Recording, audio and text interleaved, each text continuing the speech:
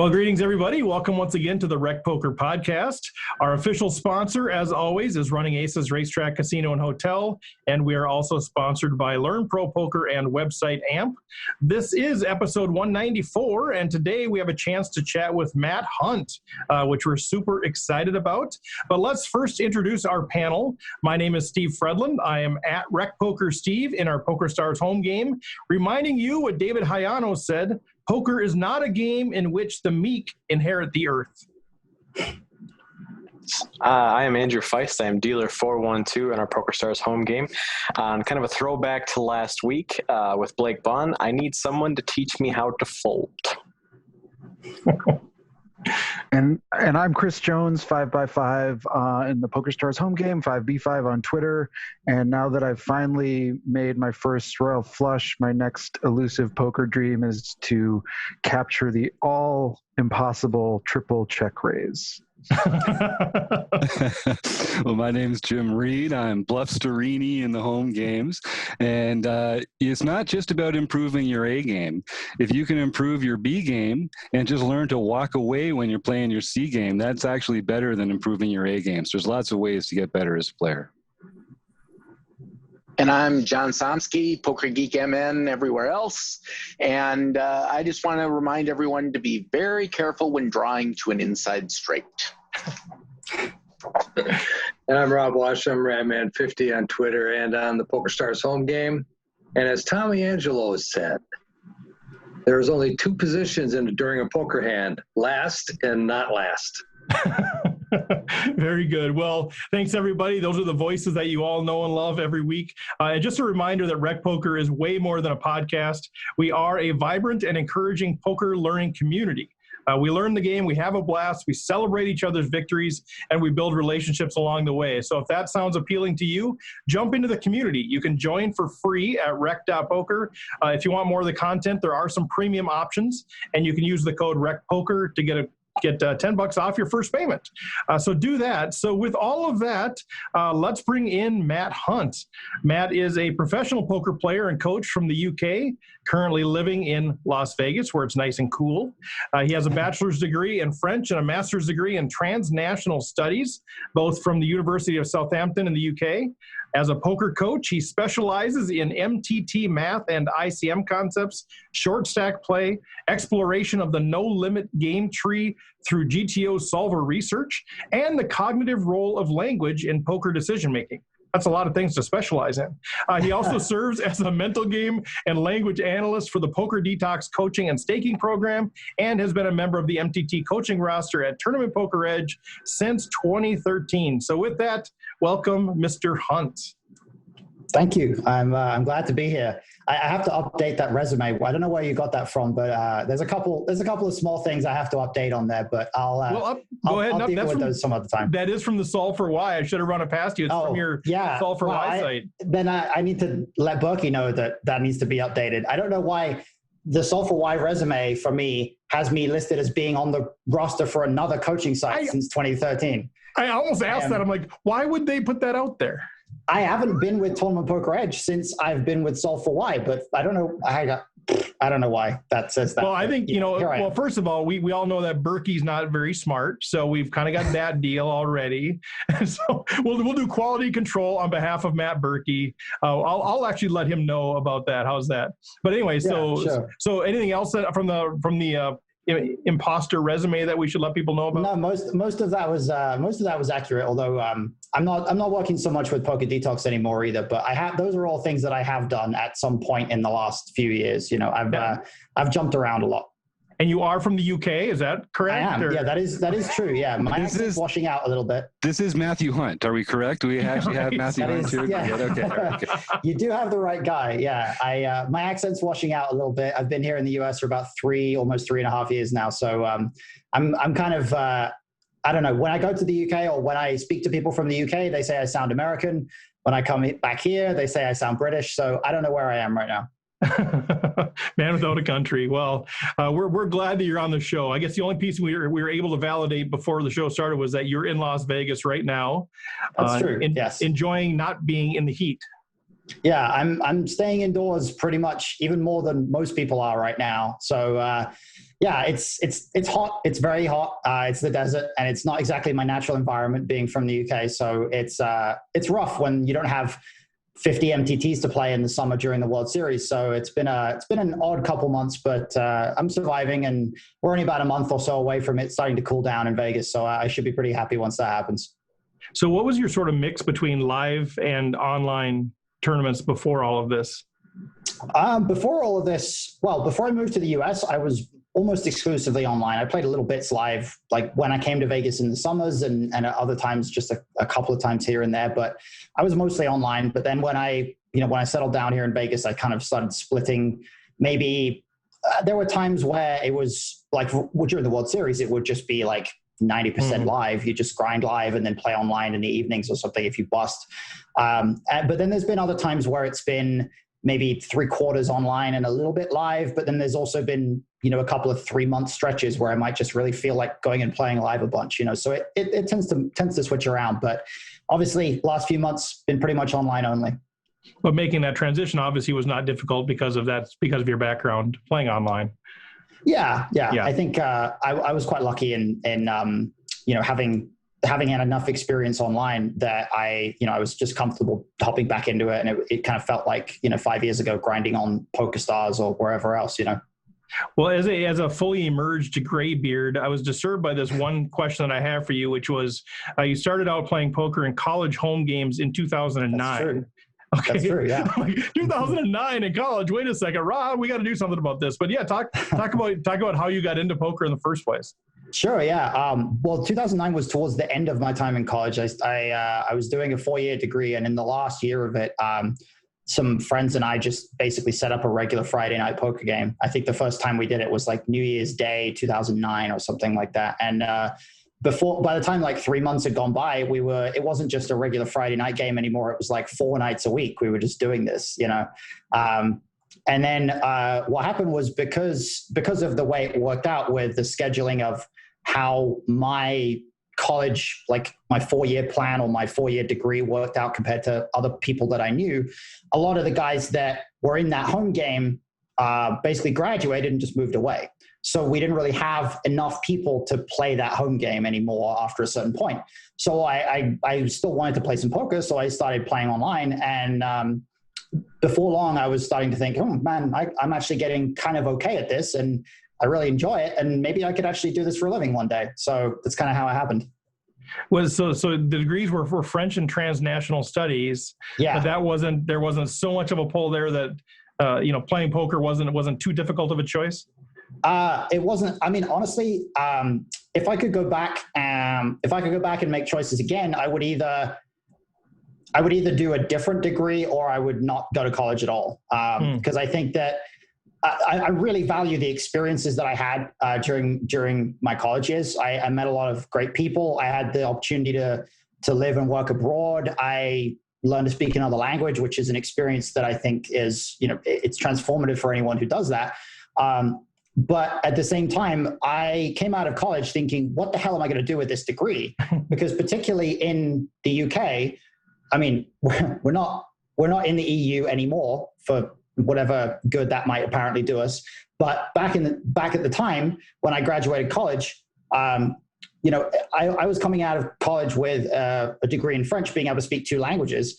But a company that might be looking to hire at that point could go and hire a guy from the Netherlands who speaks 4 languages fluently, or a guy from, somewhere else that speaks 3 languages, or, 3 fluent and 2 partially. And it's like me just being, not bilingual, but fluent in another language wasn't really enough to actually give me any kind of competitive edge in the job market. So that was kind of how I ended up studying for another year, really.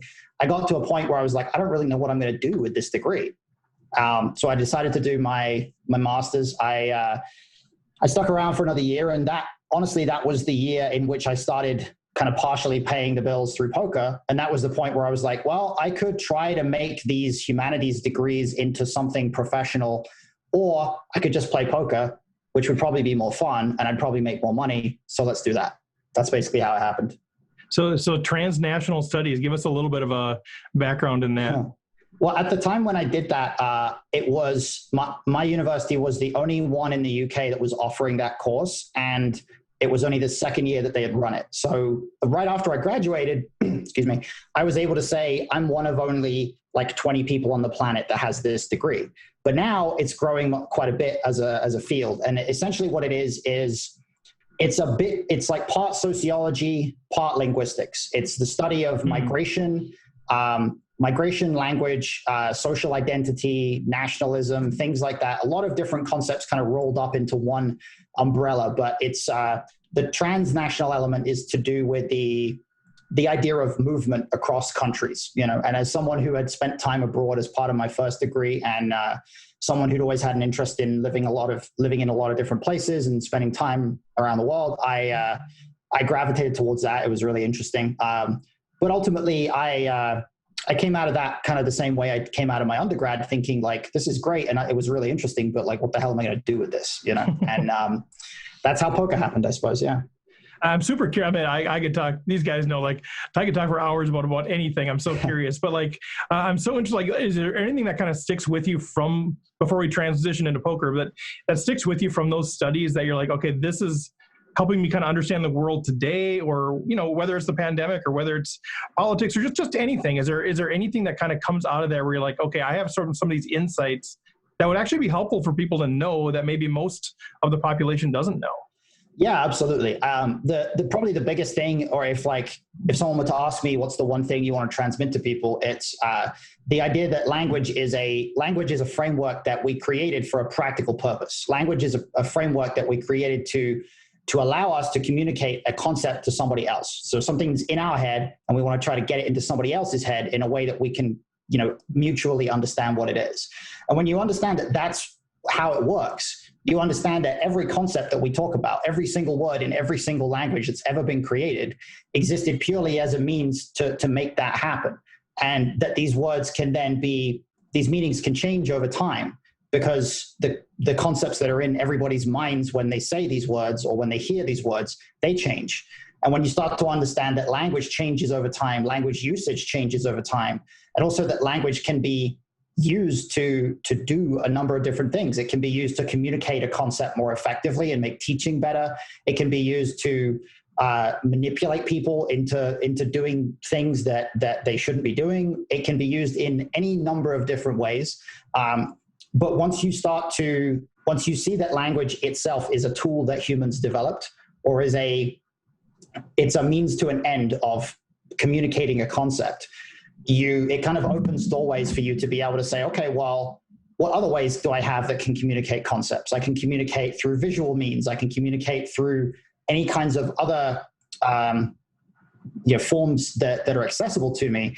And language is just one of those things that I can use in conjunction with other things to get a message across, or to relate to people, to build relationships, for any number of different reasons. And I think that there's a strong link between people who have a high level of emotional intelligence and people who have a high level of understanding of how to use language effectively. And I think that is one of the things that I got out of spending 4 or 5 years studying this stuff in college, is I met a lot of people who had really high levels of emotional intelligence and really were good people to be around, because you could really have a conversation with them that felt meaningful. And I think that there was a certain small demographic of people that studies languages in college that maybe doesn't, it's not easy to define the kind of stereotype of who that might be. People have a stereotype of engineers or, computer science guys or whatever. And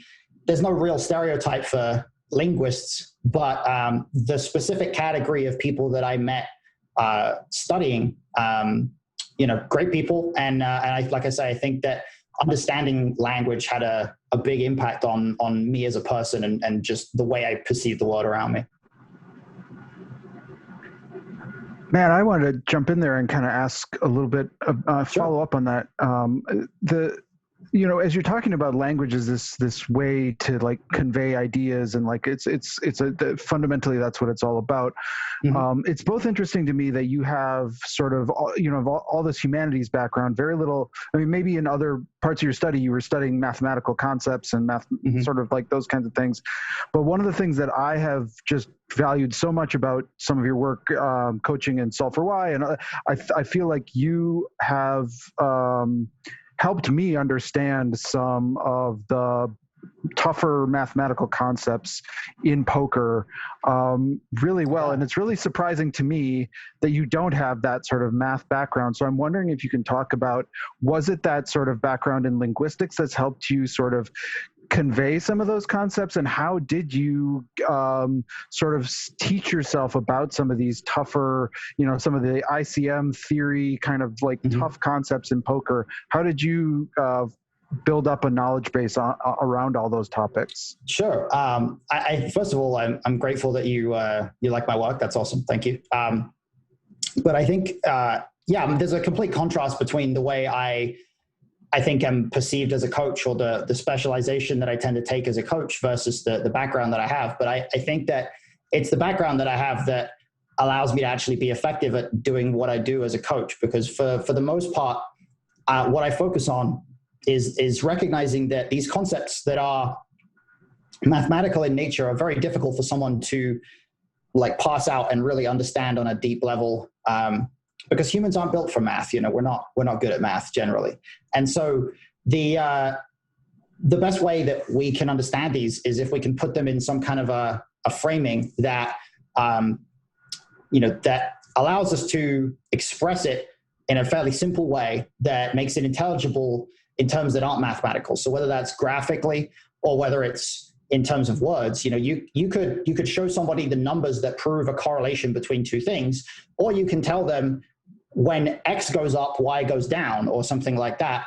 And immediately, whether it's through a visual expression of something going up and something going down, or whether it's through just the phrase that you use, the words that you use, people tend to understand things more easily that way. And so I think that in terms of my own understanding of the concepts, I don't think my background helped me at all. It was probably a hindrance, because it took me a while to learn a lot of this stuff myself. But I think in communicating it to other people, I think it was not only the fact that I understood that communication is about using the right language and framing things in the right terms, but also just the fact that I had some teaching experience as well. And I had done this, I've been in a classroom teaching during my year abroad. I taught in a college or in a school in France. And, I've been in a classroom in front of 20 French teenagers where they don't speak English.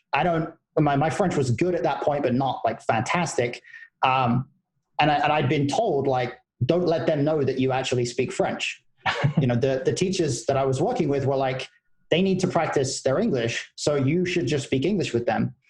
But then I'm up in front of the classroom and I have to try to communicate certain things. I'm not supposed to use one language, but I kind of can. But then if I do, there's a whole host of other considerations. And, that kind of weird situation that you're never put in usually, once you've done something like that, trying to figure out how to teach somebody what range they should 3-bet in a certain spot, it's kind of easy, after a while. I love that question, Chris. That is just a phenomenal question. And I think one of the things I wanted to ask you about, Matt, anyway, was your ability to teach, because it really does feel like you're a gifted teacher. We're not just saying that because you're on the show. And I'm curious, it seems to me it's so obvious that you spend so much time preparing your presentations in a way that people can understand some of the things that you talked about, whether it's visually or whatever. And I'm curious if that's actually true, or if because of your background or your just ability to teach, if that's just sort of a natural, you just kind of get it, you hear something, you figure it out, and then you're just able to communicate it in a really relevant way, or if you actually do spend the time that I'm assuming you spend really getting it to the point where people can understand it clearly. I think it's a bit of both. I think my ability to, the fact that I'm quite good at just delivering something, like speaking, that just comes from experience of being in a classroom. And I've also, I'm kind of cheating in a way as well, because I did some volunteer work that involved public speaking training and things like that. So I've had training in that area, and that's why I can kind of communicate in terms of how I actually talk. But the work that goes into content in terms of slides and doing solves and things like that, that's a lot of work. I for sure put a lot of work in there. And I think that there might be some other people who maybe don't do as much of the front end, but then they'll rehearse a coaching session or they'll plan a session out in great detail. I'm not necessarily one for that so much, but if you give me a set of slides that like with this information on it, or if I put together a set of slides, then I can deliver a session pretty easily off those slides, just kind of based on experience and based on I think a sensitivity to kind of the flow of how a class is going and things like that. So it's a little bit of both, I guess. Well, it sounds great. So Chris Jones puts together all of our monthly seminars and our other content, and he's a genius. But he puts more time in that people don't realize how much time he puts in. But I think maybe Chris for September, we just give Matt the slides and just have him deliver it. I mean, it seems like a pretty easy That sounds thing. great. It would be 10,000 times better, I'm sure. No. So that would be awesome. We'll miss out on the conversation though in the process. But related to that, I'm curious if you have any sort of a teaching that you're just like ultra proud of. And I don't like to put people in these spots where this false humility thing, whatever, but like, one of the teachings, I'll set this up a little bit while you think about that, because one of the teachings that you have, I continue to go back to, and I don't consume as much content as people probably think I do. But there's a few of these teachings that different people have had that I'm just like, I'm addicted to. I'm addicted to your teaching on the stages of MTT tournaments. Those 6 stages and the whole volatility, ICM, and future skill edge, what should be focused on, or what should be prioritized, or what should be emphasized, or what should you pay attention to at each stage. And I just found that transforms people when I'm able to start communicating some of those principles that you taught there. So I'm addicted to that teaching, but I'm curious if you have, any other ones that you're just like, this one I'm just super proud of. Well, I'm glad you mentioned that one, because that's the one for me that I think that was the first time I really felt like I was breaking new ground in terms of content. Like, rather than just conveying a concept, I was inventing a concept or inventing a mental model for how to look at something. I think certainly makes that piece of content, I think, one of the ones that I was very pleased with how it came out. On top of that, I think that I want to mention also the work that we do at SoftY in the academy, the in-person work that we do, the classroom work that we do.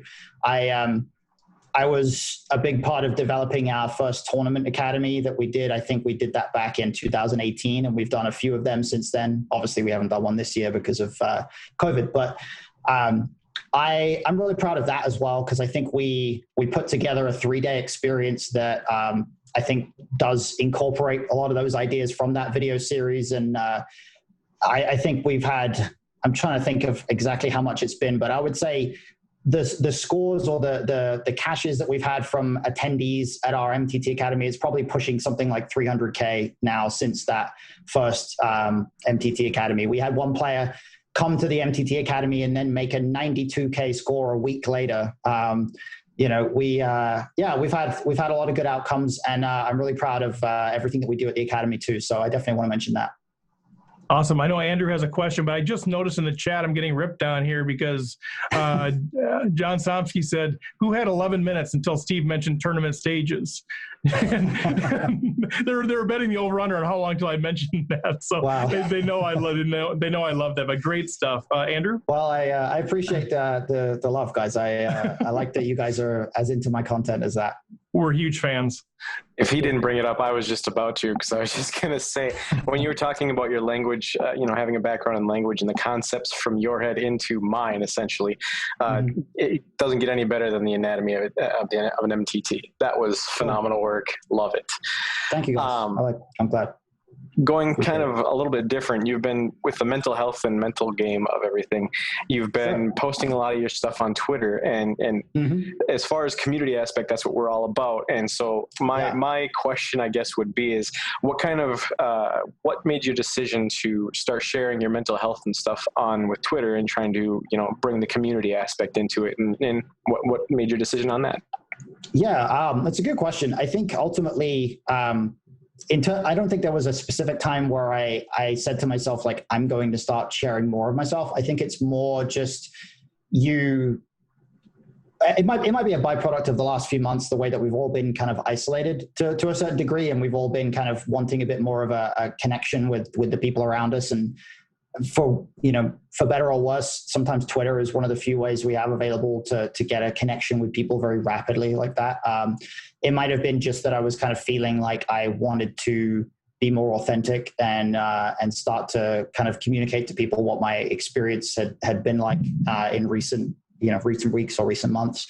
It's also, I think, part of me wanting to make sure that I'm not limiting myself in terms of the ways in which I express myself publicly, because I think that it's easy on Twitter to just get wrapped up in like you kind of tweet about, I don't know, I'll tweet about something poker related or some poker feud that's going on, or you tweet about something to do with politics, or I tweet my thoughts about some soccer game that I just watched or something like that, and then I guess at a certain point, I just kind of looked and said, well, I have people that are following me, and if I can do something that I think is going to resonate with people, then, I feel like I have some kind of a responsibility to like hopefully do something that can make people feel better, or can make people feel like there's some element of my experience that they can relate to, and I think that. Yeah, to be honest, I think that if COVID hadn't happened, I probably wouldn't have come to this point of feeling like I needed that, I needed to like be connecting out there with people.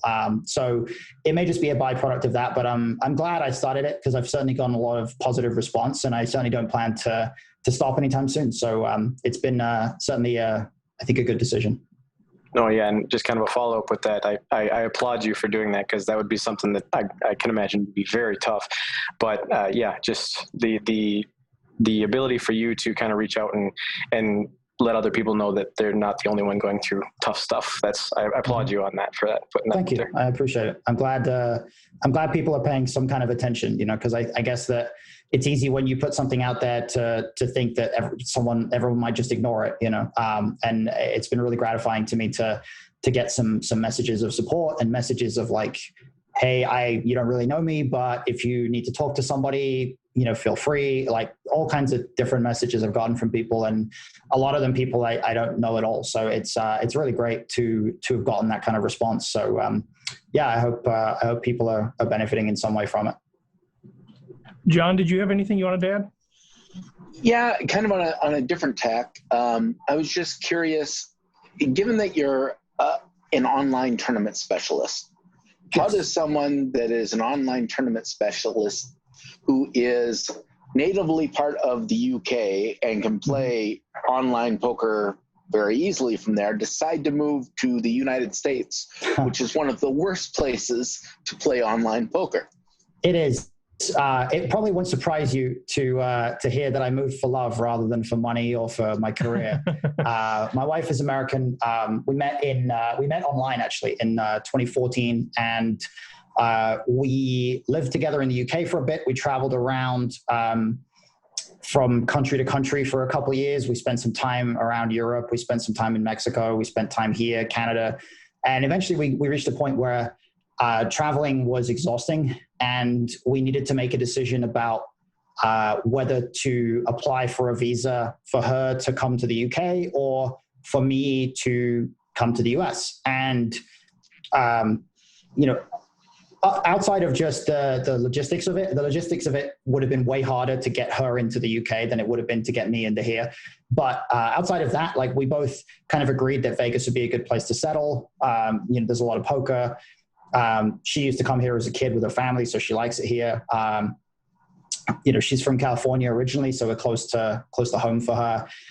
There's just a lot of benefits for us being here. And yeah, it sucked to leave online poker behind or to leave, the major sites behind. But there's obviously still a ton of poker here, and I would have been coming here every summer anyway for the World Series. So it really isn't too much of a trade-off for me to live here. And I'm grateful that I get to build a life here with my wife, and I get to, I guess, a year or so from now, I will be able to apply for citizenship, which is exciting.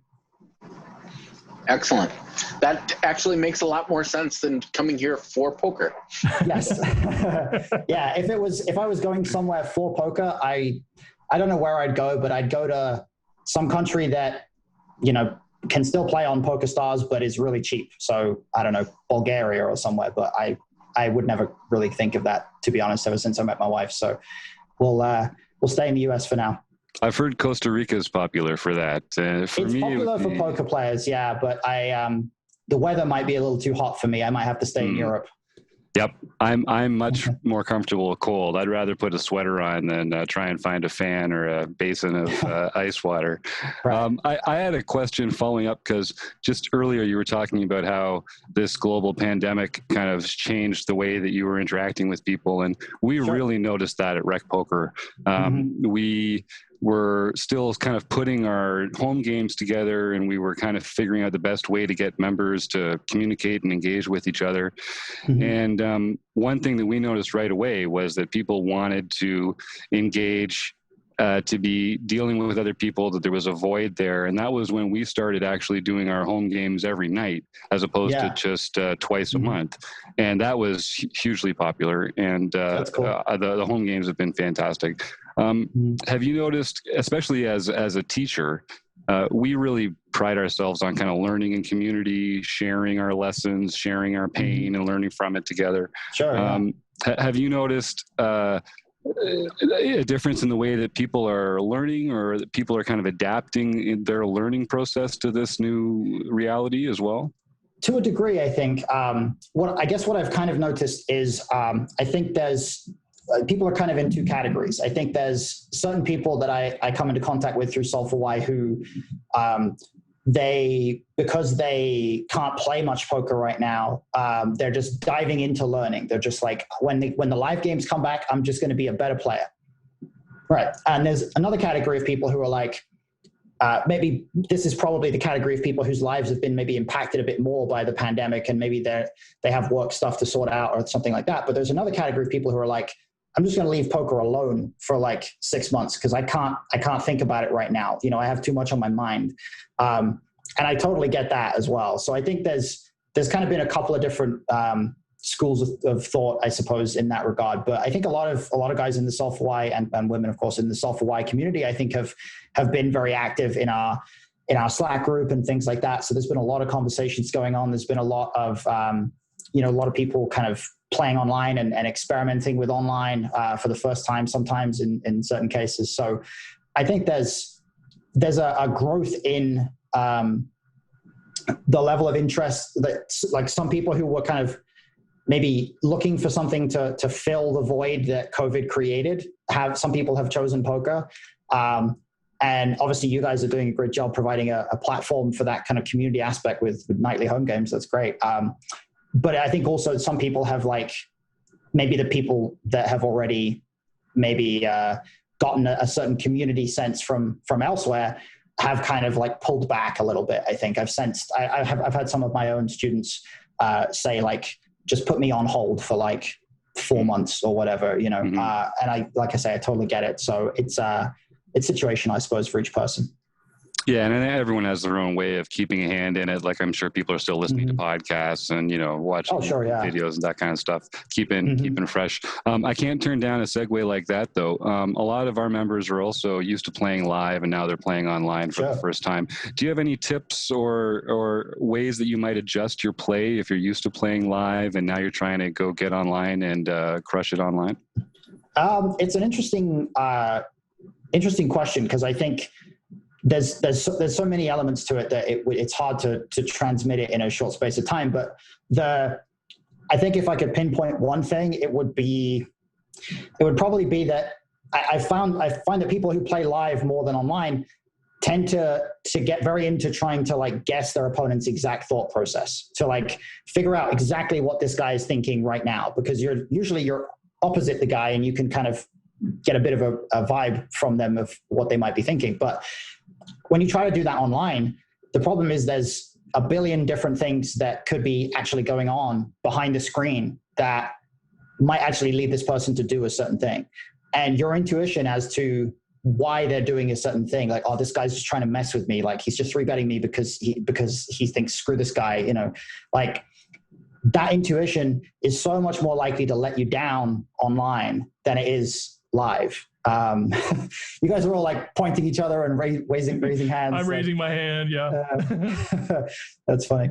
But yeah, I think that desire to try to guess what the other guy is thinking, you kind of have to like put that aside when you're playing online and just really focus on like the fundamentals and the strategic aspects of the spot, more so than trying to mess with a specific player or target a specific guy that you think is a fish or something like that, because you just don't have a lot of info. So I want to transition a little bit here to talk a little bit more about the mental health side of things. Sure. But I'm curious, you know, I love this question about, you know, is poker still fun for you? Like, so, you know, you've been doing this for a long time. You're still very young, but you've been doing it for a long time. And now you've built a career out of it. So you're playing, you're learning, you're teaching, you're doing all sorts of things. Is it still fun, or is it sort of like, well, no, this is the course I took. This is my job. This is the business I'm in. Talk a little bit about that. I think that I think it varies, honestly. I think it's kind of like a lot of things in that once you if you're really passionate about something and then you start to kind of see behind the curtain in a way, like you once you see the things that go into making it happen and you see the inner workings of the industry, there are certain aspects of it which aren't as fun or as appealing as they used to be. But there's also certain aspects of it that really connect on a deep level with why you got into it in the first place. And those are the parts that will never not be fun. You know, so for me, walking into the Rio to play day one of the main event will never not be fun. I will do that every time I can for the rest of my life, because that will never not be fun for me. And it's the same for any big tournament. But at the same time, sitting down to play online and play a $50 rebuy might not be anywhere near as interesting for me now as it was before. And it's nothing to do with the amount of money that might be at stake, because I don't have substantially more money now than I did at any earlier period of my career. It's not that I've moved up in stakes and it's less exciting for me because there's less money at stake. It's simply because it just feels more familiar. And it's hard for something to feel familiar and exciting at the same time. And so I think it's, when it comes down to the fun parts, it's either the stuff that you don't get to do very often, like big tournaments, big events, you know, big final tables, or it's the stuff that's new. So like if I decide to go play a game I haven't played before, like if I sit down and play some PLO or some triple draw or something like that, and I'm experimenting and I'm just kind of playing around with it instead of just like, okay, this is my day job, I'm just going to go and play my best in this tournament and see how it goes, you know? So there's still fun parts and there's familiar parts, but I suppose that's probably the same with everything. I love that. I mean, you talk about that. I mean, I've been involved in a lot of nonprofit work, and it's kind of that thing too. Like, it's super exciting. It's fun to get into. Then you turn back the curtain and you're like, you know, there's some stuff that's not as exciting. So maybe that's a segue. Just quick mention the nonprofit work that you are involved with, if you want to give anything a plug or talk a little bit about that. Truthfully, it's not something that I'm involved with now. It was more in the past. So basically in my latter years in college, I volunteered with an organization called ISEC, which it's the world's largest purely student-run organization. And what it does is it's an organization focused on leadership development and training for young people in all kinds of areas, professional training and skills training, things like that.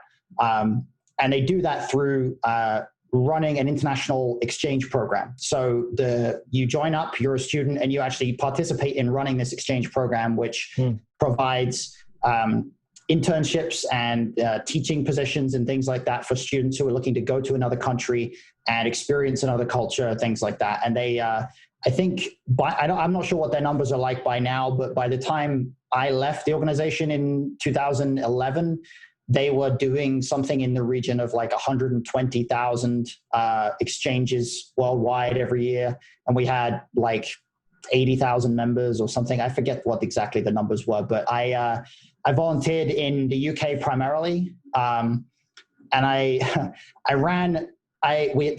elections every year for, you know, president and vice president of something of the organization, where you get to go and work full time in London for a year. I ran for president in the UK, didn't get it. Ran for vice president in the UK, didn't get it. And then ended up being one of the vice presidents working in Ireland. So I moved to Dublin for about 8-9 months, working over there to help kind of reestablish the organization, because it had kind of like the Irish arm had sort of fallen off a little bit, and they needed the team of people to go in and like build it back up. So I did a lot of great work with them. They gave me a lot of great training and experiences. I was able to go on my own exchange experience where I went and what did I do? I taught English for 2 months in a school in Turkey. And that was great. I loved the time I spent over there. So I had a lot of great opportunities as a product of the time I spent with them. But I suppose by the time I'd finished my role in Ireland working with them, that was the point where poker was really like calling to me a little bit. You know, that was where I was like, man, I really kind of want to do this poker thing. And so at that point I wasn't a student anymore anyway, so I wasn't eligible to be involved anymore, and it just kind of naturally came to a close. But that was the work that I was doing in the past. Yeah, and as a language specialist, I would think that that's extremely interesting to go to different cultures. But I think for anybody, I mean, the fact that you're giving anybody cultural experiences, I think those are critical for our life and understanding the world. So hats off to the work that you did there. I'll turn it over to Chris. You had a question? Yeah, I wanted to go back to the, you were talking about, the kind of the difference between a $50 online tournament and the main event, and like that. Sure. There's some sort of external factors that are kind of like driving that, like there's this excitement and there's this atmosphere and all those kind of things in place. But I wanted to ask you a little bit about some of those internal drivers and kind of like the learning aspect of the game. Mm-hmm. You're somebody who I think we all know and respect your sort of knowledge of solvers and sort of like, the sort of the intricacies of the game. And you can at least convey that a lot to us in terms of like what that means. But I'm curious about what still challenges you or surprises you about the game, if anything, and is it just you approach a poker table and there really is rarely a spot that you kind of are, well, I'm gonna have to go back to the lab after this is over because I don't know what the heck was going on there, or is it? I think that when I started out, I was in the camp of players who looks at poker more as a puzzle to try to figure out, like a puzzle to solve or a puzzle to piece together. I wasn't in the camp of like super competitive, I want to beat the other guy kind of players. I was very much in trying to be like academic about it and trying to learn about the game and the puzzle, the pieces and how they fit together.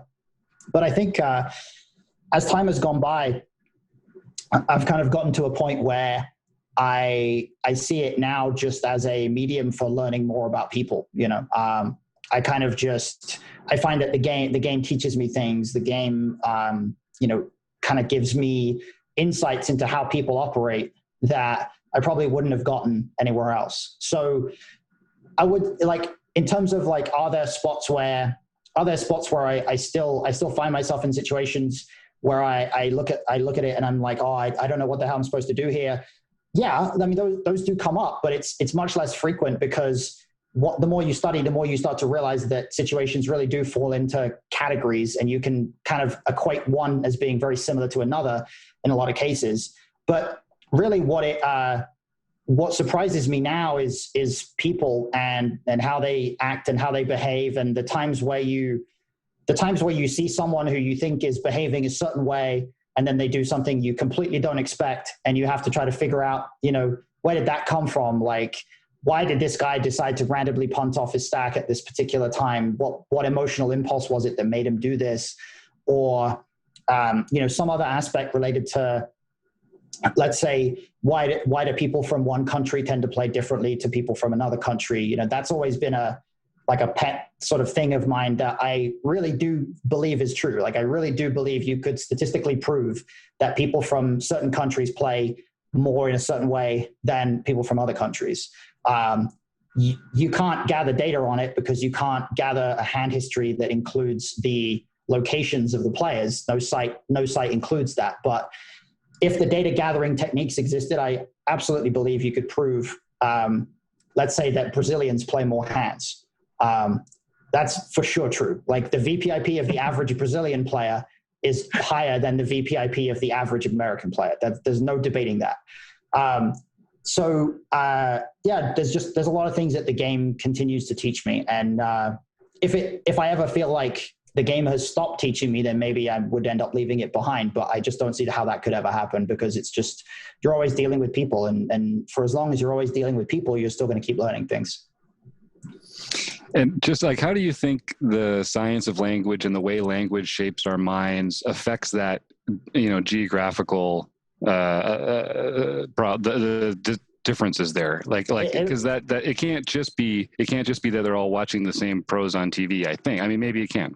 I know. I think it affects it a lot. I would hypothesize that it's not just a language element, but a cultural element, in that in certain cultures, there's a different significance attached to the idea of risk and gambling and things like that.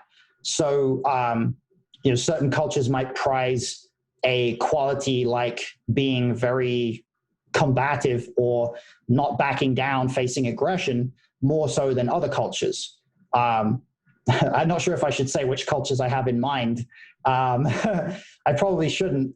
But I have specific, the VPIP of Brazilians thing, like that's a very simple one. But I have my own ideas, but in a lot of cases based on people I've actually spoken to from these countries that have told me about their culture and have told me, like, yes, in this country, it's much less socially acceptable to be this way, or it's like you're perceived to be weak if you act in this way, or something like that. Like that, there are very specific things that I can attribute, and I can say this cultural tendency that this guy told me about 8 years ago when I was drinking in a bar in Russia with him, this actually relates to poker, and that's a real thing. Like I spent a few weeks in Russia, and I drank with people who told me things about Russian culture that, in particular, I notice those things at the poker table now. Like if I see a Russian flag next to someone, I'm going to be like, all right, this guy probably behaves a certain way. Because I can remember my friend Nikolai and my friend Sergey, who told me all these things about how Russians act and how Russian culture works. And I think it's always funny to me and fascinating the way that poker consistently interacts with the experiences I've had in volunteering and language study and all these other areas that you would think were completely unconnected. It constantly surprises me in that way, for sure. I'd like to go back to what you were talking about. When you first started, you looked at it as a puzzle. Sure. So this was 2009, right? 2009 through 2011 or so. Yeah, that was like the first 2 years when I took up the game, and I hadn't decided that I wanted to do it for a living yet.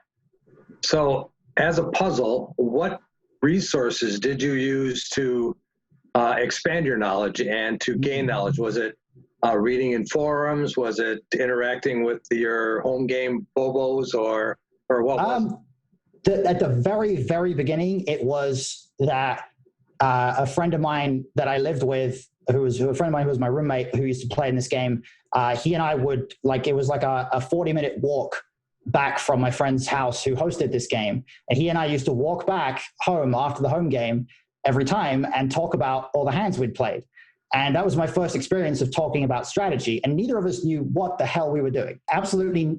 Neither of us had read a poker book. Neither of us had read a forum. We didn't have a clue, but we would talk about poker. And I found it really interesting to talk about strategy. And it went from there to one of us found 2 + 2. So now suddenly we're reading 2 + 2. We're going back through old posts on 2 + 2 about strategy to find things that people posted in 2006 that were supposedly really important strategy ideas. And then it got to reading books, and then it got to training sites. And, come 2012, I was subscribed to every training site. And I was probably spending $100 a month on just every single training site. And then, one of them hired me in 2013. And then it came to the point where making training content was my main source of learning. I got to the point where I wanted to make content about a certain thing. So I forced myself, I need to know this thing really, really well.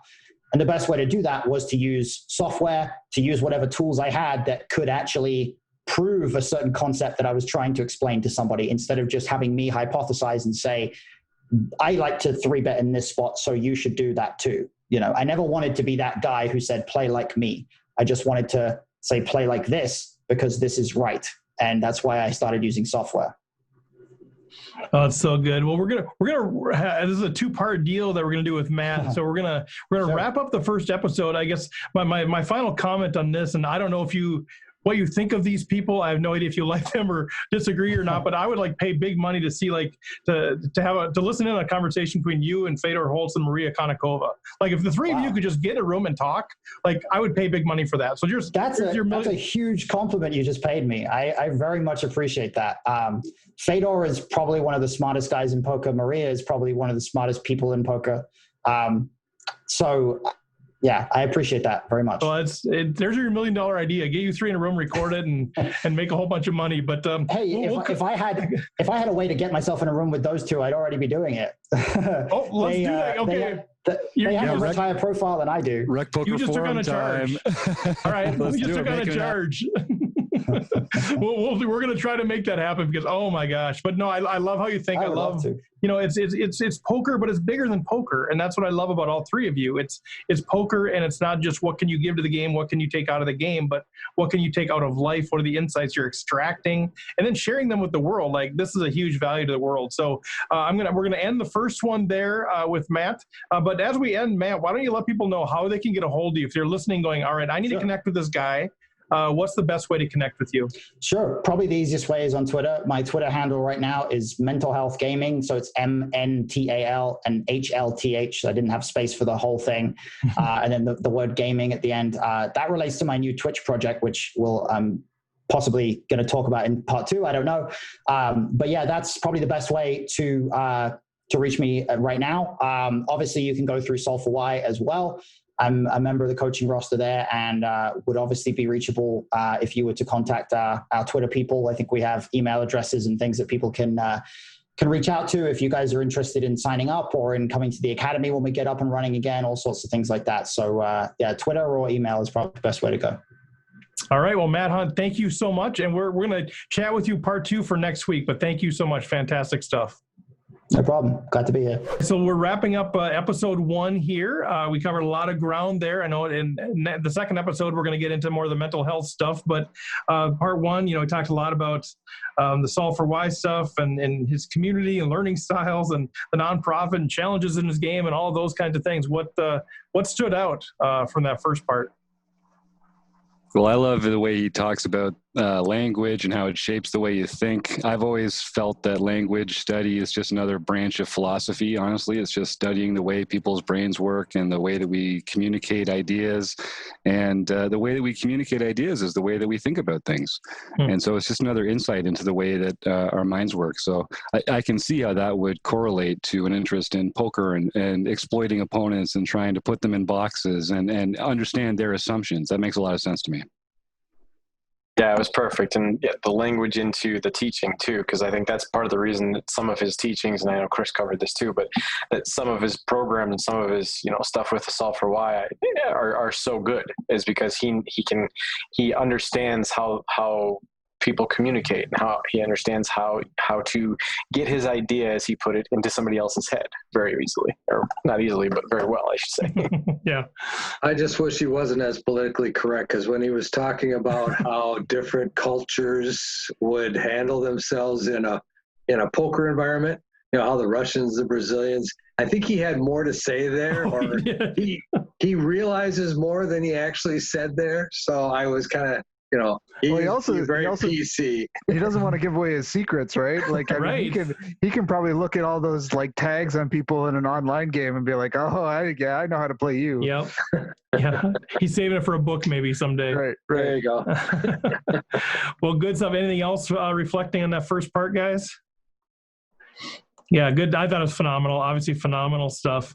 So as we kind of move into here, just a lot of things going on. You guys, we're sort of scaling back the round robin part of it, primarily because we wanted you to go to the website. There's so much stuff, and we can't possibly talk about it all. We just can't. Like there's so much going on right now. So go to the website, sign up for Twerp. We're gonna grab some of the highlights on some of the things that have happened recently. That's probably the best we can do. But if you want to know know what's coming up, just go there. But I wanted to give like a high level when stuff is happening, just to make sure that you are aware of all the stuff going on, because you might not be aware of it. You might think, yeah, they got a couple things. No, we got a ton going on. So Monday nights, we record the podcast, we record the seminars, and if you're a paid member at Rec.Poker, you can join in on those. You can actually, these conversations like we just had tonight, you can be sitting there, you can be chatting with us, asking questions, all of that kind of stuff. So you can participate in the recordings on Monday nights. Tuesday nights, you play the home game, you can hang out on Zoom with us. We call it OPA, online play and hang. So you play the home game, you join the Zoom. Anybody can do that. If you're playing the home game, come in on Zoom, open to the public. The event is out there on Rec.Poker. Wednesday nights are kind of a big Rec Poker night. We alternate the book study and the learning with partners and a monthly strat chat. All that kind of stuff happens on Wednesdays. Every Wednesday, there's one of those things going on. That's when we also play our monthly No Limit Hold'em and our mixed tournaments. We also have a monthly OPA, the online play and hang. We do that once a month for premium members. So if you're a paid member, we do a special tournament. We do a special Zoom just for the folks that are paying members. Some serious bragging rights on the line there. Thursdays, we're going to be streaming every single Thursday night on twitch.tv/poker. So one of the Wrecking Crew members is going to be out there. So join the Twitch thing, enter the chat, have a lot of fun with us out there. But every single night, there's a free online home game. We started that during social distancing. The amazing John Somsky set that up. So now we've got a free tournament every single night. Plus now there's a free cash game every single night. You bust out, go play the cash game. It's all free money, super fun. And 4 or 5 days a week, we're releasing new videos. So there's always something cool going on there. Some of that stuff's public. Some of it's just for our free members. Some of it's just for our paid members, but all the information is out there. So I just wanted to give you a high-level overview on what's going on there. So with that, I'll open it up. Is there anything going on, guys, that's happened recently that we need to make sure that our people know about? We're transitioning from this new now I've got them all scared because we're trying to narrow this down. Now they're all scared. Anything that's kind of happened recently? I know obviously we got the home game stuff. Well, the invitational, the Open Invitational was such a blast this month. We had Matt Matros and Ryan LaPlante both come, and they spent the bulk of the time there just talking to each other about poker strategy and like game selection and what they thought about while they were playing hands. And like all the premium members that wanted to be there were in the chat. We were all just asking them questions about poker strategy and stuff. I couldn't believe that. So I'm looking forward to that each and every month. That was insane. It was like a seminar from Ryan, wasn't it? Oh my God. Like a seminar. It was like amazing. We asked him to stop by. We thought he'd give us 15, 20 minutes. Hour and a half later, he's done coaching us all. And then he also offered everyone in the room a free month at his training site. I just can't believe the support we've gotten from some of these Learning with partners and some of these other premier sites out there and these poker pros that are coming to lend their voice to our group. It's phenomenal. They want to be part of our community, man. They love community. It's where it's at. They see how much we love it. They see how much we love poker. Yeah. Jason Sue is still in the forums. We had him on as a guest, and he's still in the forums putting comments out there. So, well, anything else before we get to the home games? Anything else, guys, that people need to know about? All right, Mr. Somsky. Well, how about you, man? You got something to say? Oh, of course I do. So between August 17th and August 23rd, here are the nightly series winners. We have JBox71, John Bachhuber. That's his first. Bachhuber. His first No Limits nightly series win. Nice. Shamu Star 27140, Roger Lamp. Got his second nightly series. Nice, Roger. He just, I'm playing in the home game right now. Don't tell anybody. And he just mentioned that he enjoyed the last episode of the podcast. So thanks, Roger. Nice. You can skip the next one, John. Oh, yeah. No one needs to know that Bluff Sterini, Jim Reed, got his an amazing fifth No Limit series win, or nightly series win. I got real lucky in that one. And then website Mark Prashan got his third nightly series win. Website Mark. Flying Bricks, Sarah Hansen got her fourth nightly series win. Bricks is on a roll. Yeah. I mean, we're getting a couple of weeks ago, we had it was everyone's first or second win. And tonight we're getting a lot of third and fourth wins. It's pretty amazing. Then Mr. DZZZ. Oh, sweet. Richard Dietz got his first nightly series victory, and Nice. John Lutzy got his, whose real name is also John Lutzy, got his second nightly series victory. I was at that final table. I was busted out 5. John was a short stack, and he just went on a run, man. Whew. Wow. Yeah, he's a very solid player. Yes. He's on a roll, and great to see Rich getting his, that's his first bronze pin then. He's going to have a bronze pin in the mail one of these Mr. days. Diz. Good for you, Rich. Except he's a Dodgers fan, but we'll let that go. Yeah, he likes the Raiders too. Him and Binkley are both Raiders fans, and we're making it work, but, you know, we get by. Well, good stuff, Mr. Somsky, as always. Anything else, guys, for the good of the order? All right. See some Just head learning shaking. the partners second and fourth Wednesday of every month. All right. Yeah, let's do it, guys. Get out there. It's too good to pass up. It really is. All right, guys. We'll like with that, go to rec.poker, check everything out. If you have any questions, like if you heard stuff, you know, we just kind of fire hosed it out there, get a hold of me. I'm accessible. I'm available. Steve at rec.poker. Sign up for the newsletter. Thank you, Running Aces, Casino, Racetrack, and Hotel. Thank you, Website Amp, which is owned by the great Mark Pershawn. Give him your business, you guys. He's amazing. He's on his 3rd website that he's designing for me, and I'm like, I can't get enough of this dude. If you need a website Amp, seriously, go check him out. Get a hold of me if you have any trouble finding him. Learn Pro Pokers also. Thanks to our guest, Matt Hunt, phenomenal, great stuff. And thanks to our panel, of course, Andrew Feist, Jim Reed, Rob Washam, John Somsky, and Chris Jones. And we'll chat with you next time.